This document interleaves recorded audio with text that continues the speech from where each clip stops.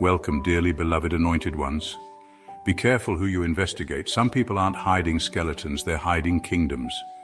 Imagine this. A seasoned private investigator, trained, meticulous, battle-worn from years of digging into scandals, secrets and shame, takes on your case, expecting to uncover the usual. Unpaid debts, awkward exes, maybe a forgotten Twitter rant from 2011. But halfway through, they pause. Not because they found dirt, but because they found something they weren't trained for. Not scandal, not crime, power, purpose, prophecy. According to psychological profiling studies, over 85% of people wear a version of themselves just convincing enough to avoid being truly seen. But you broke that system. You're not living a double life, you're living a depth life. Every layer deeper they dig, the more they realize they're in over their head. This wasn't a background check. It was a cosmic excavation. And buddy, the shovel broke. They came for answers. But what they uncovered was a coded existence that doesn't fit in any database. And somewhere between your silence and your scars, they muttered, "Oh no, we're not dealing with a subject. We're dealing with a phenomenon." So buckle in, because what the investigator found about you might just make the watchers start watching their own backs. Number 1, your trauma wasn't a phase. It was an initiation ritual the universe didn't explain. You didn't just go through pain, you were thrown into it like it was a test no one warned you about. While others were given time to process, you were handed chaos, raw and unfiltered. People saw you crumble and assumed that was the end of the story. What they missed was that the fall was the beginning of your formation, not your failure. You weren't just broken. You were being initiated without explanation, without ceremony, and definitely without consent. Life didn't ask if you were ready. It tore the ground from under you and waited to see what you'd do next. And instead of becoming bitter, you studied the destruction. You started to understand the language of wounds. You became fluent in disappointment, and somehow turned that fluency into wisdom most people will never touch. You started recognizing things in people before they even spoke. You began feeling shifts in energy before the room even changed. That's not intuition by accident. That's pattern recognition earned through survival. That's a skill forged in discomfort. The kind of skill that can't be taught, only earned through fire. Others try to heal and move on. You didn't move on, you evolved. You didn't stitch your soul back the way it was, you redesigned it. You crafted something that can never again be broken in the same place. That's not healing, that's alchemy. That's turning pain into power without trying to make it pretty. The private investigator expected to find damage. Instead, they found design. They were looking for cracks, but they found architecture. You didn't come out of your past with baggage. You came out with blueprints. Your trauma didn't destroy you. It initiated you into a level of awareness, insight, and power that most people spend a lifetime trying to fake. And the wildest part, you did it all quietly. No announcement, no pity party, just raw transformation. Number 2, you operate in dual realms, the visible world and the one only those who've bled quietly can access. You don't just exist in one world, you operate in 2, maybe more. There's the visible everyday world that everyone else lives in, the world of small talk, errands, social masks and surface-level truths. Then there's the other world you walk through quietly, the one beneath all that. The one most people avoid or pretend doesn't exist. That's where you live for real. You see what others miss. You pick up on things they never notice. The hesitation in a voice, the shift in someone's tone, the weight behind a glance. It's not just being observant, it's a deeper knowing. You sense energy before people even speak. You feel tension that hasn't been acknowledged yet. You're tuned into the emotional undercurrents that drive everything, even when everyone else is still focused on what's being said out loud. The investigator thought they were stepping into another routine job. Read the facts, follow the trail, deliver the dirt. But the moment they started pulling at your story, they realized they were in uncharted territory. The rules didn't apply to you.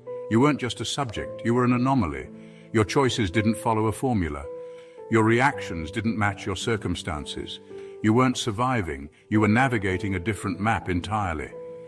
You don't belong to categories, you don't tick boxes. You cross thresholds.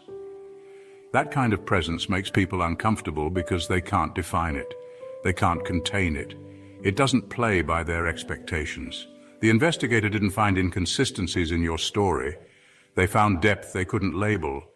You're not mysterious by choice. You're layered by design. The truth is, most people have never met someone like you. Not because you're trying to be unique, but because you've done inner work most people run from. You've explored places within yourself that others never dare to touch. You don't live on the surface. You live in the understanding. And that's something no report could capture. Number 3, they found out you weren't healing. You were evolving into something not designed for comfort. They thought you were healing like you were trying to get back to the old version of yourself, the one from before everything went sideways. But what they didn't realize is that going back was never the goal. That version of you didn't survive. That version of you wasn't built for what came next. You weren't healing to return to normal. You were breaking apart what no longer served you and evolving into something entirely different. The private investigator expected to find a recovery story.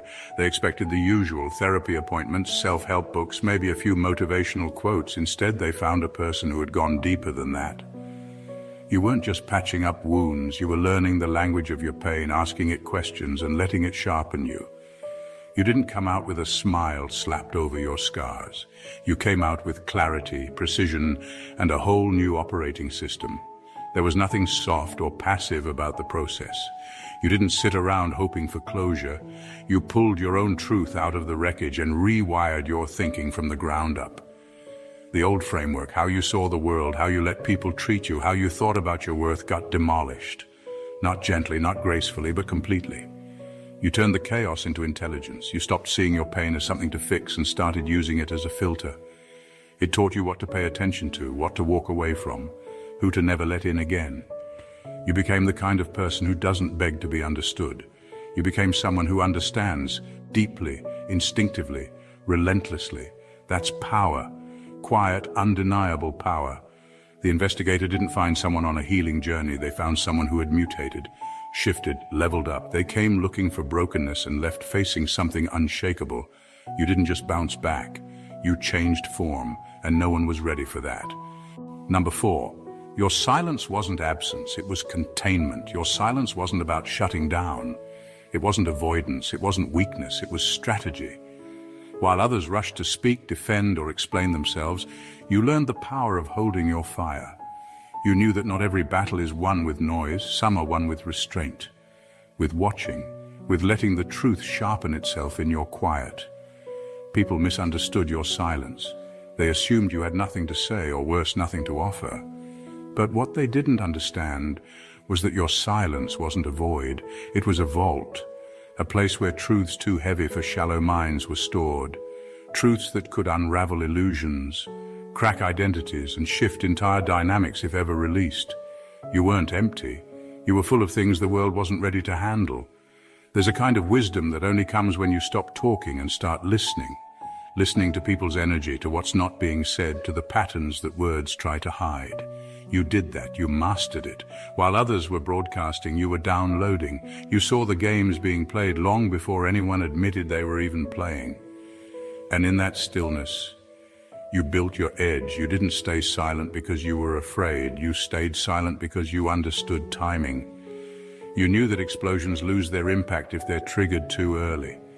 Some truths are nuclear. You knew exactly when and how to let them out, but only when the moment was right. And if it never came, you were at peace with that too. Not every truth needs to be spoken. Some just need to be carried with the kind of discipline that terrifies people. That's what shook the investigator. They expected either drama or vulnerability. They weren't prepared for containment. For someone who could sit across from them holding the emotional equivalent of dynamite and still offer a calm smile. You weren't looking for pity or to prove anything. You were already 10 moves ahead, speaking fluent restraint in a world obsessed with noise. Your silence was never a weakness. It was weight, density, controlled force, the kind of silence that makes people nervous, not because it's empty, but because they know, deep down, something powerful lives inside it. And when the time comes, if it ever does, your words won't just speak, they'll detonate. Number 5. They thought you were protecting secrets. Turns out you were the secret. They came digging through your past, expecting to uncover something hidden, scandals, regrets, maybe some buried shame you worked hard to keep out of sight. But what they didn't expect was that the real story wasn't in what you'd done. It was in who you are. You weren't guarding information. You are the information. Coded, layered, and unreadable to anyone who hasn't earned the access. They thought the mystery was in the events, in timelines, in receipts. But your life can't be traced with files or pieced together with data because you don't live linearly. You live with depth. You're not a sum of experiences. You're a system of meaning. And unless someone knows how to see, not just look, they'll never get it. You don't hand yourself over freely. You're not an open book. You're a locked vault with no visible keyhole. Every part of you, every instinct, every boundary is intentional. You've learned that some people come close just to take. So you adapted. You became selective. Your truth isn't something people can demand. It's something they unlock through patience, through integrity, through showing up when there's nothing to gain. And that's where they got it wrong. The investigator thought the challenge was uncovering what you were hiding. But the truth is, you weren't hiding. You were unreadable by design, a living encryption, a soul structured like a cipher. They couldn't trace your essence with questions or surveillance because the answers weren't in your words or actions. They were in your energy, your silence, your presence, things no file can measure. To understand you, someone would have to go beyond proof. They'd have to feel you, earn your trust.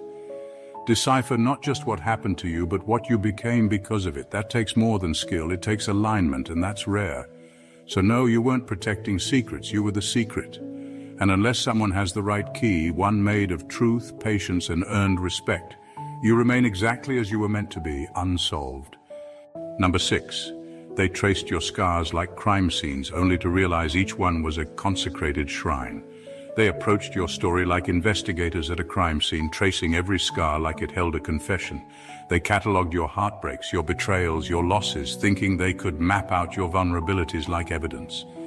They expected to find damage that explained your strength as compensation. They thought your strength was born out of desperation, but they were wrong. What they found wasn't evidence of a breakdown. It was evidence of rebirth.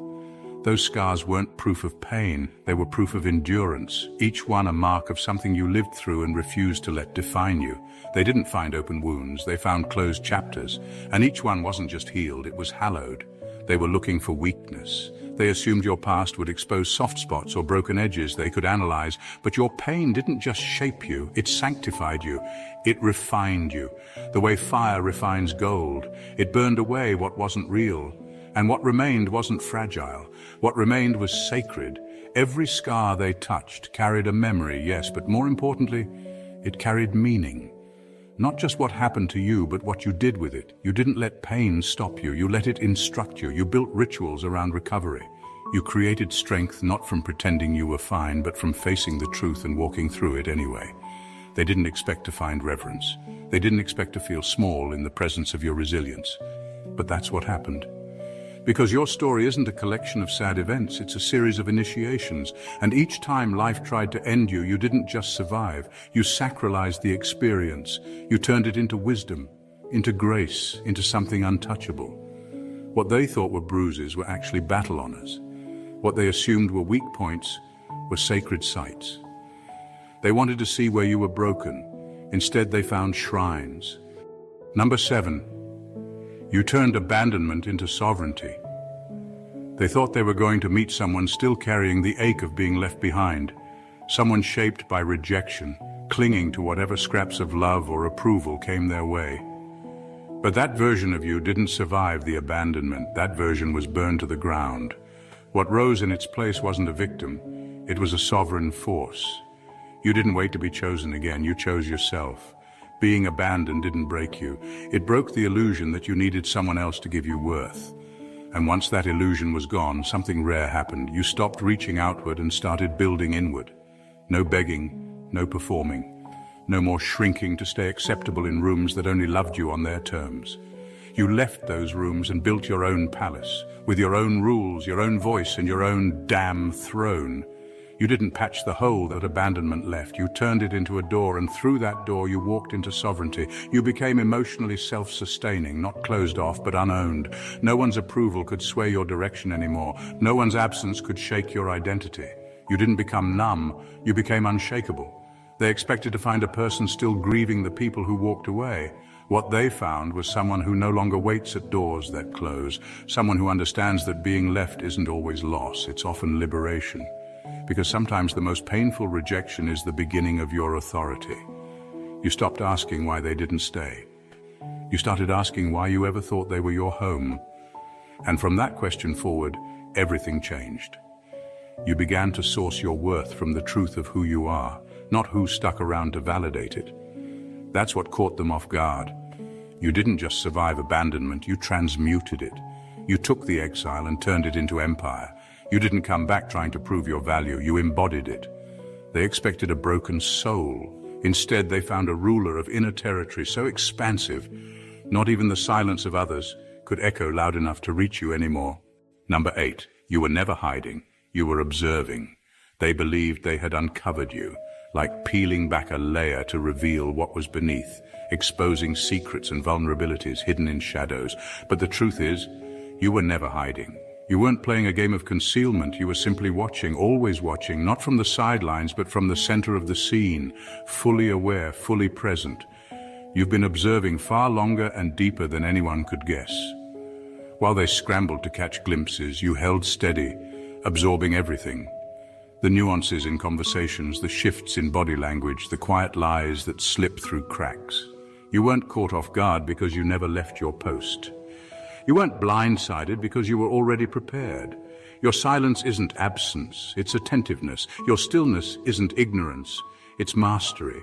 You've trained yourself to see beneath the surface, to read between the lines, to notice what others don't even realize is there. You've watched patterns repeat, motives reveal themselves, facades crumble, all without saying a word. They thought uncovering you meant finding something you wanted to hide. But the real discovery is that you've been the watcher all along. You weren't the subject, you were the observer. The one holding the map while others wandered lost. The one who knew the ending before the story even began. You don't reveal yourself easily because you understand the power in timing and trust. You don't rush into exposure because you know that being seen is a privilege, not a right.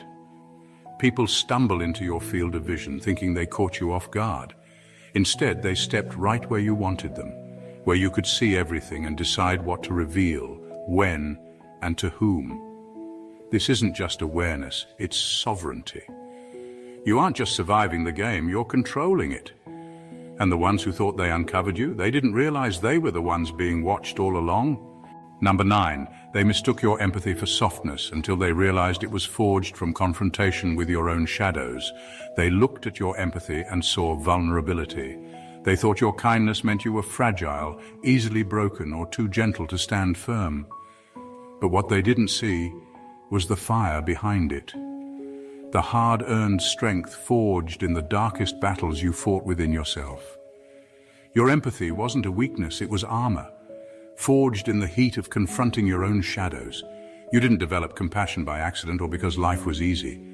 You faced your own fears, doubts, and insecurities head-on. You wrestled with the parts of yourself that others try to bury or ignore, the anger, the grief, the loneliness that could have crushed you. And you didn't run from those monsters. You looked them square in the eye, learned their names, and made peace with them. That confrontation created a deep well of understanding and resilience. Because of that, you don't flinch when others bring their pain near. You don't recoil or turn away from suffering. You meet it with an open heart because you know what it's like to live in the middle of your own storm. You understand that pain is messy, complicated, and sometimes relentless. Your empathy isn't about pity, it's about connection, strength, and the courage to stand alongside others without losing yourself. Those who mistook your empathy for softness learned the hard way that it's anything but. It's a battlefield scar wrapped in grace. It's knowing how fierce you can be while still offering tenderness. Your empathy is a choice, a conscious decision to face the hard parts of life inside and out without losing your edge. In the end, your kindness isn't fragile, it's fearless. It's the proof that true strength doesn't come from avoiding darkness, but from embracing it and still choosing to shine. Number 10, Your past isn't a record, it's a spell book. Your past isn't a dusty archive of mistakes and missteps. It's a living spell book, carefully written in the ink of experience and pain. Every betrayal you endured, every heartbreak that threatened to undo you wasn't a mark against you. It was part of a ritual, a necessary step in your transformation. You didn't just survive those moments, you used them as spells to rewrite your story. Most people carry their past like a chain, dragging the weight of regret and shame behind them. But you turned it into a source of power. Each failure, each moment where trust was broken wasn't just a wound, it was a lesson, a chant, a coded instruction on how to become stronger, wiser, and more alive. You didn't flinch when life hit hard. Instead, you took those blows and inscribed them into your identity, creating a language only you understand. This spellbook isn't open to just anyone. It's not a public record you share casually. It's a private tome that you consult when you need strength or clarity. When life tries to break you again, you don't panic.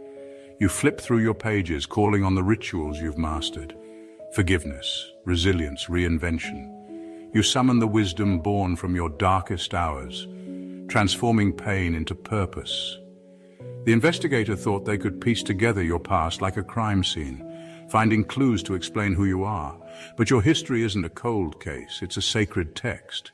It's living proof that transformation isn't about avoiding mistakes, but about learning the secret language they teach. You didn't just endure your story, you authored it, spell by spell, ritual by ritual. Your past is more than a record. It's your power source, your guide, your alchemy. And those who try to read it like a history book miss the real magic. You've become a master of transformation, turning every hardship into a catalyst for rebirth. Number 11. They were ready to expose you, but got exposed instead.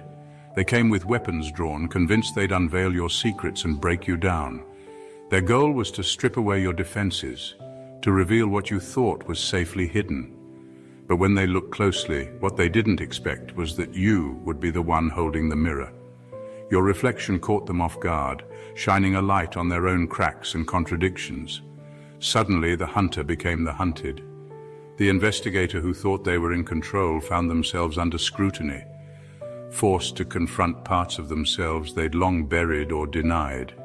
The questions they came to ask about you turned inward, and the truths they thought were yours to reveal became theirs to face. You didn't just deflect their probe, you reflected it. You held up your truth so clearly and unapologetically that it became impossible for them to keep their own shadows hidden. They weren't prepared for the intensity of their own unraveling, the way your resilience and clarity exposed their insecurities, their biases, and their blind spots. They wanted to expose weakness, but what they uncovered was strength. Strength that forced them to look in the mirror and question who they really were. They expected to break you. Instead, they broke their own illusions. In that moment, you became not just the subject of investigation, but the investigator.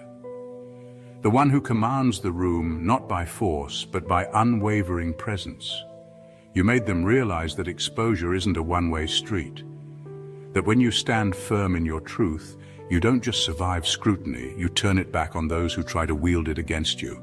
They thought they held the power, but the real power was in your reflection, unshakable, unyielding, and impossible to ignore. Number 12, you didn't chase destiny, you became the gravitational force pulling it in. You didn't sit back waiting for destiny to find you, hoping it would eventually show up like some random event. You became the force that draws destiny toward you, the magnetic center around which everything else orbits. While others try to trace your path with neat lines and predictable patterns, your trajectory laughs at their attempts, bending time and logic like a master illusionist rewriting the rules of the game. People expect life to move in straight lines, cause and effect, step by step. But your journey isn't linear. It twists, folds, and reshapes itself with an energy that defies convention. You're not a passenger on the road of fate. You're the architect designing the map as you move. The universe isn't handing you a script. You're penning it yourself, scene by scene. This kind of power doesn't come from luck or chance. It comes from deliberate choice and unwavering belief in your own agency. You don't wait for opportunities, you pull them toward you with intention. You don't settle for what's given, you create what's possible. Your will is a force of gravity, bending the fabric of circumstances to align with your vision. They try to decode your moves as if they were predictable equations, but your reality laughs at formulas. Your path is not a path others can walk or understand easily. It requires a new language, a language of boldness, resilience, and fierce creativity that only you speak fluently. So, when they look at you and try to fit you into their neat boxes of destiny and fate, remember, you don't chase, you attract. You don't follow, you lead, and in doing so, you don't just live your story, you bend time, break expectations, and rewrite what was supposed to be possible all along. Number 13. You weren't chosen for your light, you were chosen because you mastered your darkness. They say the chosen ones shine bright, glowing with an effortless light that draws everyone near. But that's the easy story, the shallow version people want to believe. You weren't chosen for your light. You were chosen because you mastered your darkness. While others run from the void, afraid of what lurks in the shadows, you walked into it head first. You faced your fears, your doubts, your worst instincts, and didn't just survive them, but learned to navigate by them. Light is predictable. It follows rules, reflects what's around it, and offers comfort. Darkness, though? Darkness is where the real work happens. It's messy, uncomfortable, and chaotic, but it's also where you find the truths no light can reveal. The darkness tested you, stripped away illusions, and forced you to confront what most people hide from, even themselves. Your power doesn't come from inherited morals or beliefs passed down like a family heirloom. It comes from forging your own compass deep inside the void. You didn't borrow someone else's map for right and wrong. You made one. That map is imperfect, real, and earned. It's the product of wrestling with your inner demons and coming out on the other side with clarity that can't be taught or bought. People are drawn to light because it's easy to admire, but they respect power that's been tempered in darkness because it's authentic and unshakable. You've stared into the abyss, felt its cold breath, and returned not broken but whole, with a strength that comes from owning every part of yourself, even the parts others fear to face. So yes, you were chosen, not for some radiant glow, but for the way you mastered the shadows. Your light isn't a mask, it's a reflection of the depth you've journeyed through. And that depth, that darkness you've claimed, is where your true power lives. Number 14. They looked for leverage and found legacy. They came expecting to find leverage, something they could use to control you, shame you, or tear you down. They searched for skeletons rattling in the closet, expecting dirt, weakness, or secrets that would tip the scales in their favor. But what they uncovered wasn't leverage, it was legacy. What they thought were hidden flaws were actually the foundation stones of something far greater. You don't carry shame as baggage, you carry blueprints. Detailed plans etched in experience, forged by struggle and built to last. Every so-called mistake, every failure, every setback was never a mark against you. It was an essential part of building an empire only you could envision. While others collect regrets, you collect knowledge and power. You weren't hiding shame, you were incubating a revolution. Legacy isn't about what you keep quiet, it's about what you build quietly, without needing approval, recognition, or applause. It's about the invisible work that shapes future generations and shifts the culture around you. What they mistook for skeletons were the seeds of your uprising, the cornerstones of a kingdom rising from resilience, wisdom, and relentless vision. They thought exposure would weaken you, but instead it illuminated the scope of your impact. You aren't just surviving your past, you're rewriting the future. What they uncovered wasn't dirt, it was dynamite. You hold power not because you avoid mistakes, but because you transform them into revolution. They looked for leverage and found a legacy that no one can dismantle. You weren't just hiding secrets, you were quietly building an empire that will echo long after the noise dies down. In the end, what they thought they'd uncover was never just about facts or secrets. It was about confronting a force far greater than they anticipated. You aren't a puzzle to be solved or a story to be explained. You are a living paradox, simultaneously fragile and unbreakable, silent yet commanding, hidden yet impossible to ignore. Every attempt to expose you only reveals how much depth and power lie beneath the surface. You don't just exist, you reshape reality around you, rewriting the rules and demanding respect on your own terms. This isn't a tale of someone who was simply found, it's the story of someone who was never meant to be understood by the faint of heart. You are the secret, the storm, and the sovereignty. And anyone who tries to unravel you will discover they've stepped into a force that cannot be contained or controlled. Your true legacy is this, not in what can be seen or spoken, but in the unshakable presence you carry and the undeniable truth that some powers are meant to remain eternally beyond reach. If this resonated with you, don't forget to hit that subscribe button and join the journey. There's so much more waiting just beneath the surface. Like this video if it opened your eyes, drop a comment to share your thoughts or experiences and share it with someone who needs to hear this truth today.